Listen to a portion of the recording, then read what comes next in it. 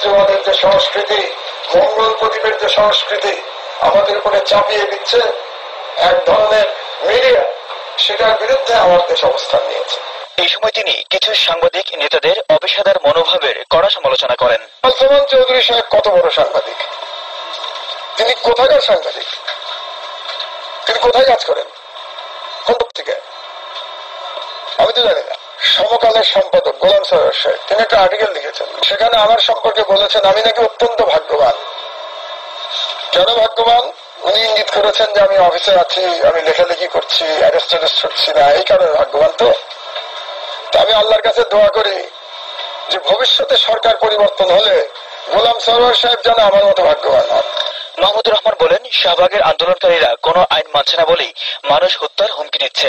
তারা ওখান থেকে বলছে অনেকদিন স্কুলে পতাকা টাঙাতে হবে, জাতীয় সঙ্গীত গাইতে হবে। এই নির্দেশ দেওয়ার ক্ষমতা কি তারা রাখে? তাহলে কি আমরা ধরে নেব যে বাংলাদেশ নামক রাষ্ট্রের ভেতরে শাহবাগ নামক আরেকটি রাষ্ট্রের পতন ঘটেছে?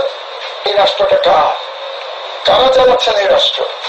সাংবাদিকদের প্রশ্নের জবাবে মাহমুদুর রহমান বলেন, ব্লগারদের বিরুদ্ধে তার পত্রিকায় বিভিন্ন সংবাদ ছাপা হওয়ার কারণেই যুব সমাজ নৈতিক অবক্ষয় থেকে সচেতন হচ্ছে। আমরা তাকে